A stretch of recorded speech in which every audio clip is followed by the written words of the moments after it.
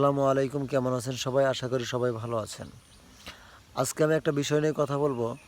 চীনের ১৯৮০ সালের মাথাপিছু আয় এবং বাংলাদেশের ১৯৮০ সালের মাথাপিছু আয় কেমন ছিল, আর আজকে কতটা ফারাক,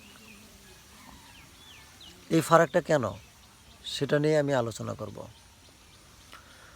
দেখেন, ১৯৮০ সালে বাংলাদেশের মাথাপিছু আয় ছিল $২২৭।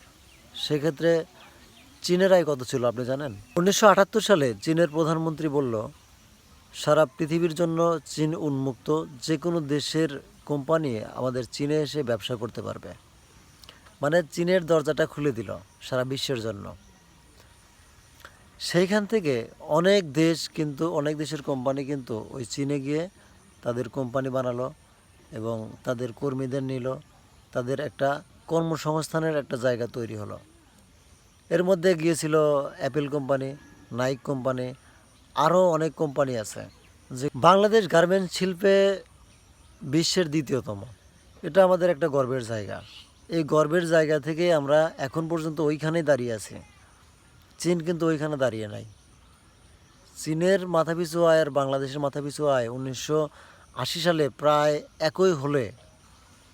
একইও যদি ধরি ১৯৯৪ আর ২২৭, যদি এটাও ধরি, আমরা কিন্তু চীনের থেকে একটু এগিয়েই ছিলাম। কিন্তু বাস্তবে কী হলো, চীন এই ৪৫ বছরে তাদের যেই অর্থনীতি তৈরি করছে, বাংলাদেশের একটা মাল অর্থাৎ গার্মেন্টস শিল্প বলেন আর যে কোনো প্রোডাক্ট বলেন, সেটা চট্টগ্রাম বন্দরে পৌঁছাতে প্রায় ২ দিন সময় লাগে।